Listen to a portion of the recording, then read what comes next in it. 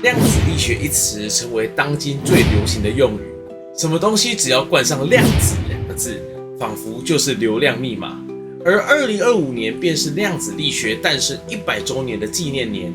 事实上，量子并不是一个多新颖的概念，早在公元前1600年到公元前1046年的中国殷商时期，量子的概念便存在人们的心中。什么是量子？量子 quantum 一词来自于拉丁文的 quantus， 指的是多少的意思。它描述了物理量最基本且不连续的单位。我们可以将量子想象成一个楼梯，你无法在两个阶梯之间，你只能站在某个固定的台阶上。每一个量子状态就像是台阶一样，你要不在这一阶，要不就在那一阶，没有中间的过渡地带。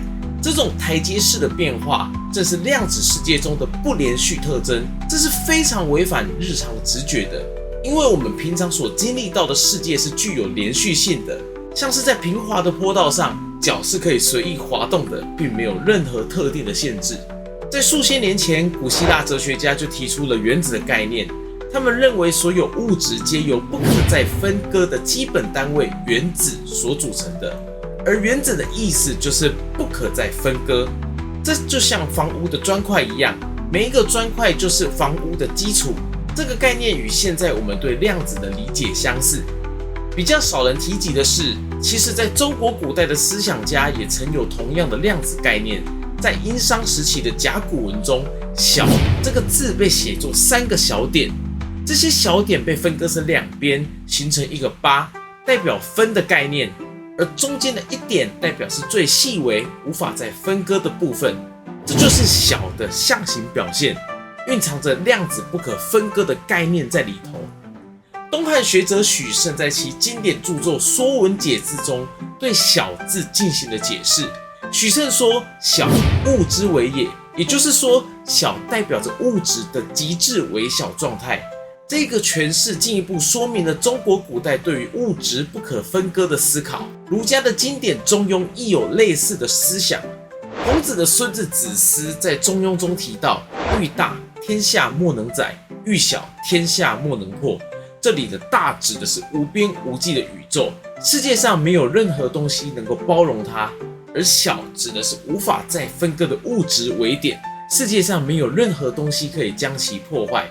而这个思想的出现与古希腊提出原子概念的时间点差不多。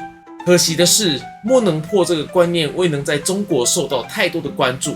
在中国历史的千年间，中国人的思想多关注在社会伦理的领域，而非自然科学的探究。直到宋代，著名的理学家朱熹才又再次的解释莫能破。他说道：“天下莫能载是无外，天下莫能破是无内。谓如物有至小，而尚可破作两边者，是中着得一物在。若云无内，则是至小，更不容破了。”朱熹认为，当一个事物达到没有任何东西可以包容它的状态时，这就是无外；反之，当一个事物达到无法被任何力量或方式分裂破坏的状态，这就是无内。也就是说，他认为物质不断的被切割后，会得到一个至小的状态，这个状态就再也无法被分割。朱熹的这个解释简直完美的诠释量子的概念。明年2025年是量子力学诞生100周年纪念。量子力学似乎是近代最先进的科学系统，但这些大自然的奥秘似乎几千年前就显明在人类的思想之中，只是我们不见得能够察觉得到。每次看到中国文字背后的意涵，都让人不禁赞叹中文字背后的博大精深。